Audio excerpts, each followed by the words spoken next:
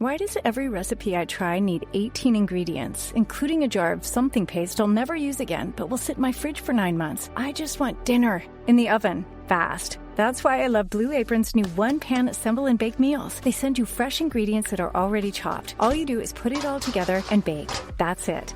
No chopping, no weird leftovers, just delicious, easy-to-make meals. Get 20% off your first 2 orders with code APRON20. Terms and conditions apply. Visit blueapron.com/terms for more.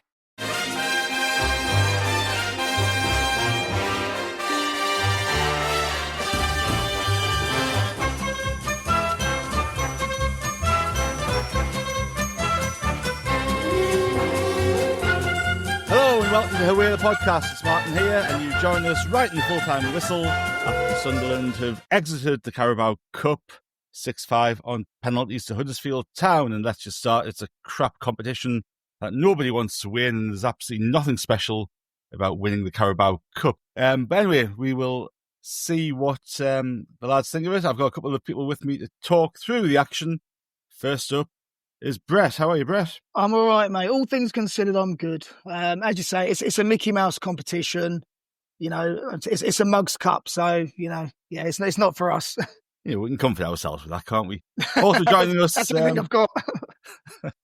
It's about as good as it's going to get, I think. Also joining us today is Ant. How are you, mate? Hello, I'm all right. Yes, yeah, a little bit disappointed about to stop up until 10:15 to trudge through all this, but. You know, we've got 3 good men, haven't we, tonight for this, so never mind. Well, you two stayed up till 10:15. I got up at 4:45 to watch it, 4:30 to watch it. So, you know, we're all making our sacrifices here. Look, let's get into it. And I think as a football match, it really was a game of 2 halves, wasn't it? I know it's a very cliched thing to say, but that first half, we played 4-4-2. We looked slow, ponderous. We were bloody awful. We didn't create a thing. Second half, we went back to our usual shape and caused them a few problems, and you know, probably should have got over the line, I think, in the second half. But Brett, how did you see that first half? Were you surprised at how we lined up? I wasn't surprised at the team. I actually thought that was pretty much what we were going to be playing, but I was surprised at the 4-4-2, especially as the players you've got on that pitch, as they showed in the second half, work as 4-3-3. It's something that we always play. It's the way when I was doing the predictors for this, I was saying that I was hoping for a real good performance because these players are basically auditioning to play on Saturday, and keeping that 4-3-3 the same as we normally play. If X plays really well, then he can literally slot in straight away on Saturday. But that first half, you just didn't see it whatsoever. Didn't have a shot on target. Fair play to Huddersfield, cracking goal. You know, no complaint. The shot itself, no complaints. The defending was really, really poor. No one closed him down at all quick enough. But yeah, hats off to lad. It was a good finish from him. That was a cracking finish, wasn't it, Ant? And you know, we'd started relatively slowly, but you know, the goal came over after only 9 minutes, and that changes how we actually approach everything. And part of me was thinking we started with that 4-4-2 as an option against a team that'll play a low block and defend, because we've struggled against that sort of that approach last season, and Burnley did the same to us, and we didn't really have an answer. So part of me was wondering whether we were actually doing that 4-4-2 to try to, you know, break a team down like that, but it made it even harder, didn't it? After that goal went in, as Brett said, it was a cracking goal. But it made it all the more harder in that first half for us. Oh, I mean, take nothing away from the goal. Fantastic finish and fair play. I mean, he probably won't score a better goal than that in his career, so fair play to him. But do you know what? I think kind of when that goal went in, it was probably when we probably should have changed formation, because I know it was 9 minutes in and all that, but it wasn't happening anywhere. You know, you talk about like, it's only 9 minutes of standing, but we looked ponderous from the get-go. And it just got no better, didn't it, that first half? And it was just slow, dull, methodical. It was just awful, to be honest. It just wasn't good. I'm glad I haven't paid the tenner to go, to be honest, after having to put myself through that. And, you know, fair play to Wilson. It was trying to make things work. Just didn't quite happen for him. Yeah, I mean, for me, it just took a little bit too long to go, but I'm glad he did in the second half, because the second half it got a hell of a lot better. The vast majority of the first half, Roberts played on the left, didn't he? That kind of raised a few eyebrows as well, because we often talked about whether Roberts should be given a run out on the left, even sort of in game as a change, but he kind of looked a little bit lost out there. Chris Rigg played the majority of the first half out on the right, and again he kind of looked lost out there. He didn't really do a great deal in the 4, and I think as a consequence of that, he was kind of coming infield to look for the ball. Lefebvre was coming out wide to look for the ball, and the whole thing just looked a bit of a mess in that centre midfield. You got players playing out of position who aren't used to playing in the 4. You got Isidore and Guillou up front who, I think there was a suggestion beforehand that we might see them as a partnership up front. But again, they just looked so isolated, and they were just getting none of the ball. And as you say, look, after 9 minutes, you change your formation. I think if it was a league game, you probably do, because there was obviously wasn't working. But I think they actually set out with that 4-4-2 to try something different and see if the players could adapt to something different. And it just didn't work. And we created a few little half chances, but I think in that first half we had 70% possession, and we didn't manage a shot and goal. So it kind of tells you everything. For me, Brett, the bright sparks, if you could call them that, of the first half were the two lads making the debuts at the back. Masuaku and Mukiele. We'll get the pronunciations absolutely spot on at some point in the future, but it won't be tonight. But those two looked really good. I thought they looked composed, and especially Masuaku. I thought, as somebody who usually plays left back or left wing back, he looked spot on at the centre of defence, given that he wasn't put under that much pressure, but he looked good in possession. He defended well, and he looks as if he's a good addition to the squad. I think they both played well. And as you say, my pronunciation will probably be 10 times worse than yours. Out of the two of them, though, it was Mukiele, who I actually thought was the better out of the two. I'm excited by him. I thought second half, I know about the first. Second half, at one point, he was playing at right wing. He's strong, he's quick, he's a big lad. That's if Dan Ballard's going to, as of last season, injured a lot, what a substitute replacement he is. He's going to be first choice for me. I thought he was a really good signing. No, he looks that way, doesn't he? And Ballard's had a scan in his groin. I'm not sure if we've the club have obviously got the results of that. I don't think it's been made public yet, but you wouldn't be surprised if he's ruled out for a decent period of time. But yes, Castledine got the opening goal for Huddersfield. Second half, and it was all changed, wasn't it? We didn't change the personnel, but we changed the formation into a sort of more natural, however you want to call it, 4-3-3, 4-1-2-3 formation. But Dan Neil sat a little bit deeper. We put another body around Enzo Lefebvre in the centre, with Chris Rigg coming in the centre. Roberts went back out on the right. Isidore came out on the left, which I've been really keen to see Isidore play from the left. He came with a reputation of being able to do so, and we haven't really seen that from him. And Mark Guillou up front, and it worked a bit better, didn't it? It did. It worked really well, to be fair, which, obviously put a team of 11 in a formation they used to. I think it's probably no surprise, but never mind. But no, it did, and you're right. I mean, as much as, I'm trying my hardest to care much about going out of this cup, because I really couldn't give a toss, but the performance, I think when you look at that, when we looked at the Real Vallecano game a couple of weeks ago in pre-season, where they pretty much the same 11, give or take a couple of players, lost badly, and this was their chance, and obviously the first half they did themselves no favours whatsoever, but second half, I thought Wilson out on the left looked very good. We gave Gooch a hard time, which Roberts failed to do in the first half. Even Roberts back in his original position looked okay. And the three in the middle, I thought Rigg did really well. Second half, Enzo was finding them little pockets of space to try to do as well. I thought Dan Neil was a little bit disappointing tonight, I must admit. Didn't think he I think you want him to influence the game a little bit more, but the two lads who were playing, the two Jones lads, I don't think the lad who come on's the brother, is he? It's Jaden Jones who's the brother, and Jenson Jones came on.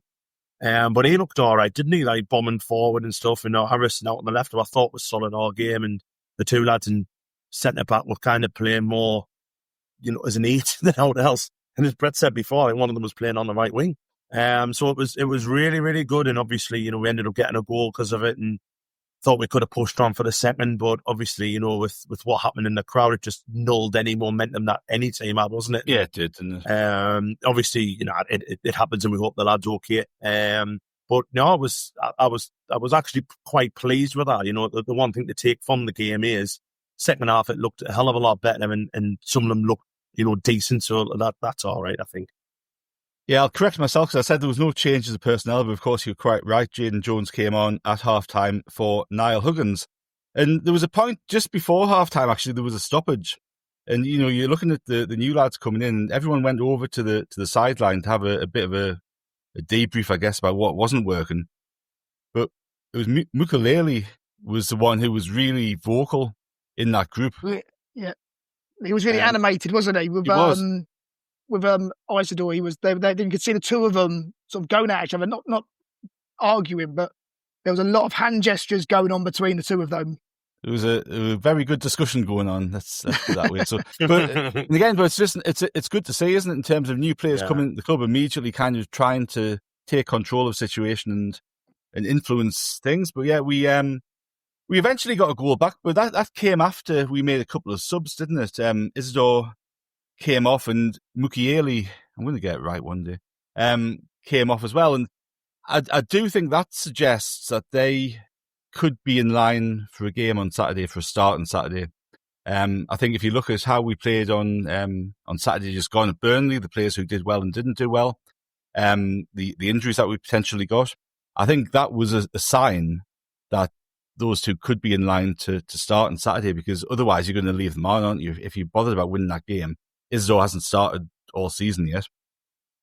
Chances are you would leave them on for the game, but we made a couple of subs, and then one of those subs, Milan Alexit, put a nice crossover, and our new striker. So we had two Chelsea loanees scoring tonight. If you didn't realise, the lad from Huddersfield was a Chelsea loanee, and Mark Guiu got a header. It looked like he got a header. It might have been an own goal, but I think he's going to claim it. There's no VAR. I've got to give him it on. We'll give him it. It was nice to see him get off the score sheet. It is good. I say at the moment, that's our three strikers have all got goals up and running right at the start of the season. So that trying to find any kind of positives from it. And I know it's all like we're joking, but said Mickey Mouse Cup. But for me, I'd rather we stay in it and keep giving these lads more game time who are only getting 20 minutes on a Saturday. So, but no, he took his chance. He did have a couple during the game, didn't he? There was a bit just after half time, a bit of a mishap between like their defence and goalie. He could have maybe got something, but no, he scored a goal. That's all you can ask for from him at the moment. So it's that's for me, that's one of the positives to come out of today. Other positives, and before we get into the penalties and all that other stuff. Obviously, that's been mentioned. The two centre halves, obviously, with one playing out of position, they both look good, don't they? I think I'll call him Noel because I'm not going to begin to pronounce this now. I thought Brett's kind of covered the ball. He looked Rolls Royce. I know it's against the League One side, but you want him to hit the ground running. He looked very good. And obviously, I think with Ballard being injured, he's more than likely going to start on Saturday. Depends if they want to give Jenson Seelt another go. But I thought, you know what, and I know we'll get to the penalties, and I am good at that. He's missed the decisive one, but it's good to see Alexic just getting a contribution, isn't it? Because he's had a little bit of a stop-start career with us, more stop than start. And there's I watch him a lot for the 23s, and I've always said there's a player in him. And I think he just needs to play football. And, for him to come on and, he did Lynden Gooch a couple of times, didn't he? And put a lovely ball across for Guiu to put it in the back of the net. I think that's probably a positive. I think, as I said before, the two Jones lads on the right back and left back, I thought put solid games in. So if they can get loans out, that'll be good for them. There's the odd negative, keep on saying it, but how many chances is Patrick Roberts going to need? He couldn't even influence the game today. Is it time we move him on? I don't know. I think we probably need another winger. But if we sign another winger, it wouldn't surprise us. But no, it was just, it is what it is, isn't it? It's the end of the day. Penalties are always going to be penalties. It's a lottery anyway. And we probably did enough in that second half to get over the line. We've just missed a couple of really good chances as well. But hey, we move on. No, we do. And look, I think it's a shame in some respects because, you know, as Brett said, we've all kind of joked about the Carabao Cup, but really we all want to see Sunderland win. We all want to see those players come in and make a real claim to be playing on Saturday. All of those players, you know, and maybe with the exception of Harrison Jones at left back, all of those players that played today, and maybe Huggins, but you'd expect them to be going, I've got a chance of being in this first team in the Premier League. You know, if you go through that team that played, so it wasn't a weak team of, you know, inexperienced kids or anything like that. It was a really strong lineup. I think there'll be some disappointment in the dressing room after the game that more players didn't really put marker down and say, I should be playing on Saturday, I should be playing in the first team. You know, there's not many of them, with the exception of the ones that we've kind of given a bit of a call out to, that have really given themselves enough evidence to go and bang on the manager's door on Friday and say, I should be in the side. But, you know, there's a couple of them, and I think that's probably that's obviously a positive, but it's a little bit disappointing, isn't it? You kind of wanted a bit more spark and a bit more, especially that first half. I think that's the one thing about it. You know, they there's no point turning it on for 45 minutes against Huddersfield and then thinking that's good enough to get you to play in a Premier League game. You know, it's not. You need to show your head and shoulders above. You know, don't get me wrong. Disrespect Huddersfield. They're doing very well in the league at the moment, but you know that's going to be their main aim. These lads from the very first minute should have been right. I want to play on Saturday. I'm going to go up to Reggie on, as you say, on Friday. Right, you see what I've done during the week. Why aren't I in the team? Or, you know, this is why I should be in the team. So, yeah, it was a disappointing, you know, as I say, we turned it around second half, but overall it was a disappointing for me. We obviously end up with an awful lot of injury time, and as you mentioned, the incident in the crowd, somebody had taken ill. I do want to point out the Huddersfield manager was going absolutely nuts to get his medical staff over to help, and they were far ahead of our bloody medical staff getting over to them. So all credit to Lee Grant for that. And it was nice to see Lynden Gooch back at the stadium. He captained the side. He scored Huddersfield's fifth penalty. He was obviously hoping that would be the last one, but it went on for one more round. But no, nice to see Lynden Gooch back there, Brett. It was good. You know, Lynden Gooch has been a great servant for us.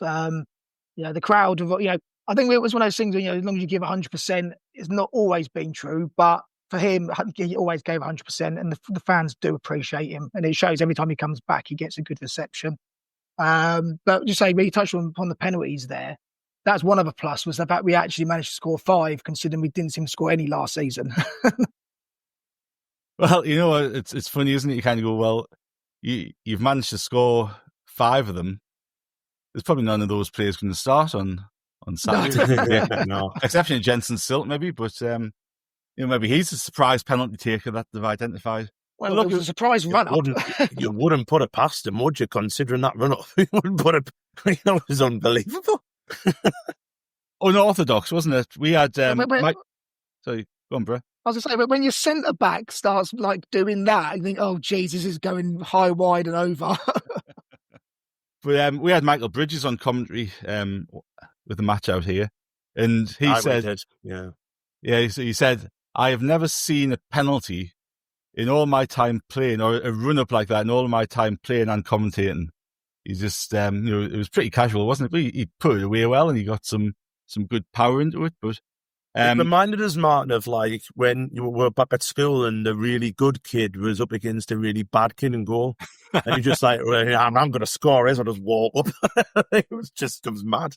But to be fair, we're winning. Like, as long as it goes in, it's all right. Enzo Lefebvre got one for us, the first one. Patrick Roberts. Actually, you know what? I'll come on to Patrick Roberts again because I've got a slightly different opinion on Patrick Roberts than you had, but we'll come on to him in a sec because I think he's interesting to talk about. But Roberts took his penalty away brilliantly, much better than his one at Sheffield United last season. Marcus Harness, who was part of the bloody League One fever dream I thought I was having with him and Jack Watmore and who was the other? There was another one, wasn't there? There was loads. Dion Charles. Yeah, Dion Charles, yeah. And, you know, it said Dion Charles hadn't scored. He joined Huddersfield in January, hadn't scored for them yet. And you think, this is just a script that's pre-written, isn't it? Unfortunately, that wasn't to be. Dan Neil scored a good penalty for us as well. Chris Rigg seemed to have a bit of a mind game with their keeper. He was trying to give him some verbals when he was coming up to take that, but he stuck that away, which is great for him. Jenson Seelt, as we've talked about, and obviously Milan Alexis. Was that a save, or did he? I thought he did save it. There's one angle that it looked like he saved it, but from the others, it did look like he went wide. So I think the keeper's got a hand save. Yeah, I think it hit his arm. Yeah. I think it did bug me about the penalties. I was going to say, just about penalties there. Surely, for the stewards, could have let the Sunderland fans get themselves around quickly and get behind that goal. Yeah. Why couldn't the fans just get... Because you can walk all the way around, can't you? So why could that not have happened? Well, tell you what, the other thing, the Huddersfield fans should have been behind the goal. Ridiculous. Ridiculous to open up the concourse. Yeah, put them below. And they should have just been behind the goal. You know what? They had a go about, they have a go about this, we don't want to up the scene because the steward in this, that, and the other, but you're going to put the UEFA fans up high. Just doesn't make any sense, does it? And this is the bother about these League Cup, FA Cup games at the stadium now, and why we had this conversation yesterday regarding what's the point in getting up for it when the club isn't bothered? The club's not bothered. The manager's not really bothered. He's made 11 changes. No one's asked. So that's hence why you get kind of an empty atmosphere, which it kind of was a little bit tonight. Well, there's a few bits in that, isn't there? So you've got the whole issue about the ground. Now, if you can't sit in your normal seat with the regular people you sit with, it's not as appealing to go to the match for the vast majority of people. Yeah. So you've got that aspect to start with. As you absolutely bang on saying, if we aren't opening the full ground up, that's a massive signal out to everybody to say we're not taking this seriously. I think, look, the squad selection, Huddersfield bloody made 10 changes tonight. So this isn't a full-strength Huddersfield side. So you've now got League One sides making 10 changes for the League Cup, which I think tells you that this cup needs to either completely die or completely, radically change its whole format. Because it's not a competition that even the League One clubs are wanting to participate in properly. You know, even 5 years ago, a League One club against a Premier League club, you'd have had a full-strength side going out because you'd see it as a big scalp. Now, I remember when I was a lad, and you two remember exactly the same. You go to places like Leeds, and Leeds are in the top flight. We were in the second division. You go them with a full-strength side, try to turn them over. Aston Villa. We did it not so long ago against Arsenal, didn't we? When we was in League One. Yeah, that's absolutely correct. Yeah. And that's I don't know. Later in the competition, obviously, but. And I remember, it was about 93, 94 when we played Aston Villa at Roper Park when the Bosnich game. Yeah, I mean, that was a full-strength Sunderland side against a full-strength Villa side, and that was an incredible game of football. You know what I mean? I was 7 or 8 year old, but I remember that being one of my favourite games I've ever watched because it was just two teams going hammer and tongue, a full stadium, a raucous atmosphere. And we got to see one of the best goalkeeping displays of all time, to be totally honest. But, it was an incredible game of football. And that's, because, the FA does not give it, the FA and the football, it does not give an absolute dribble toss about this. And Paul Scholes mentioned it last season. And we all sound bitter because, them up the road have won it and all that. But this is a tournament where people do their very best to get knocked out as early as they can because there's a lot more things that ride on it. This is a cup competition that no one really cares about. And for League One sides, I actually think the whatever they call the Checker Trade Trophy or the John Smith Trophy, whatever they call it now, is more important to them. And there you go. This is what meant to be the third best cup competition in the country. It's mad.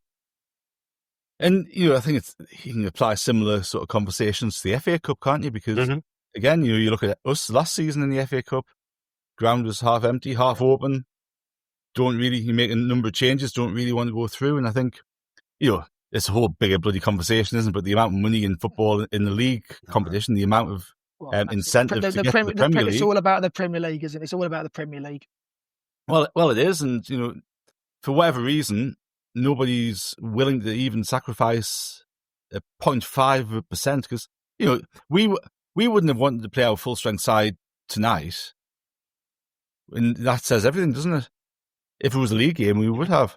So it's just not important. And the longer you kind of keep trotting out these games in this format, you're going to get crowds of 20,000, 15,000, 25,000 at games. But anyway, get off my soapbox. Patrick Roberts, I'm going to take issue with you because I thought Patrick Roberts had a good second half. I thought he got in the ball, he tried things. His link-up play, he had that triangle, or part of the triangle anyway, that he had with Chris Rigg last season. Those two of them were linking up. And he was trying to make things happen. I think he lacked the support around him sometimes. But he was one of the players who I thought really got in the ball and tried to make stuff happen for us. And I think he was pretty influential in that second half. I think he gets a raw deal, Patrick Roberts. Do you know what? I actually think... Go on. No, I was going to say that. I'm just going to really sort of sit on the fence a little bit with Patrick Roberts, because for about 30 minutes of that second half, I did think he was he played really well. He was getting involved with a lot, and then all of a sudden he just seemed to disappear. And then I think that's where I said, like, all of a sudden McKellar was on the right hand side, or Rigg kept going out on the right hand side.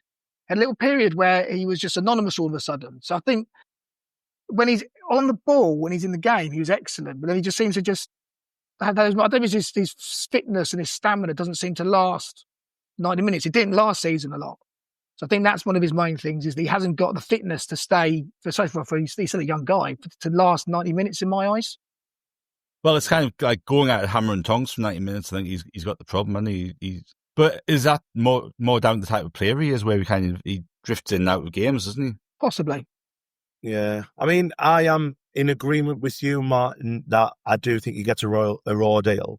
Because I do think he's the only one with that ability to take us from one side of the pitch to the other very, very quickly. The problem is when he gets to that side of the pitch, and it was again tonight where he got himself into some lovely positions, and his final ball was just awful again. And that's where I just want to say, in a game like this, where I think out of the ones who aren't playing regularly, who play tonight, Patrick Roberts has probably got one of, if not, probably him and Lafayette are the two ones where you think, right, these two can get in.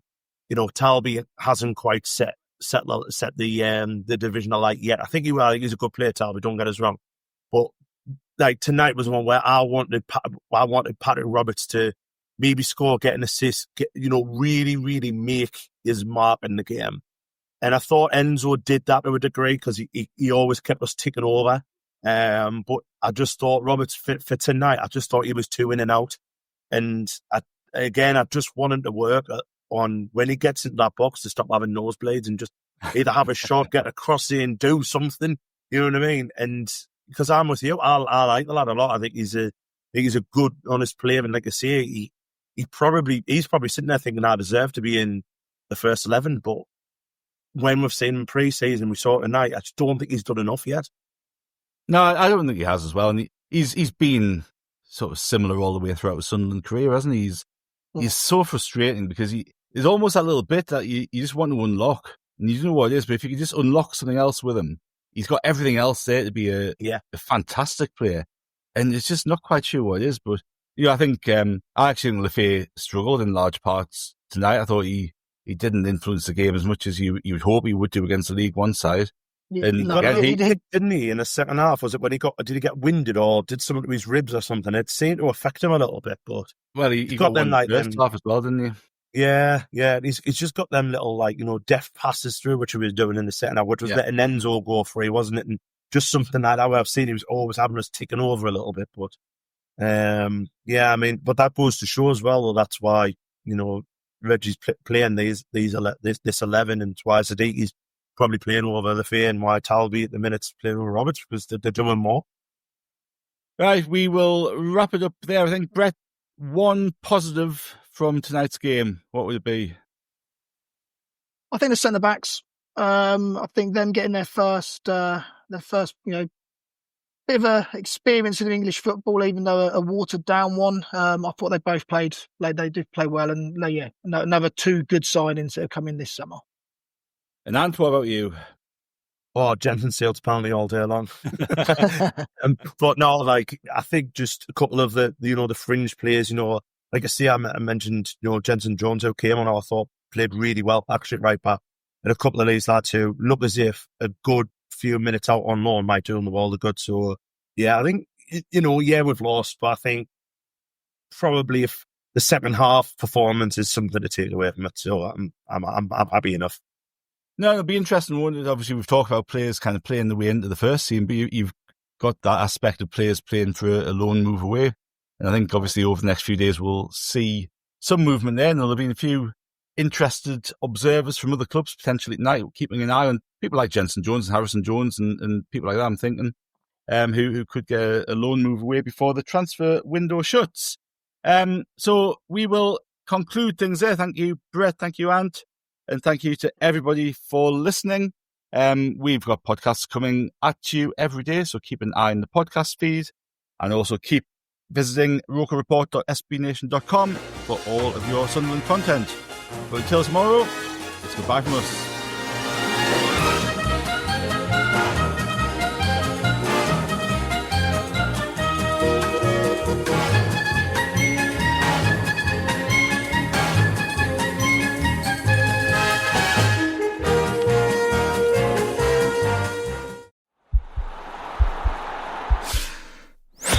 This podcast is part of the Sports Social Podcast Network.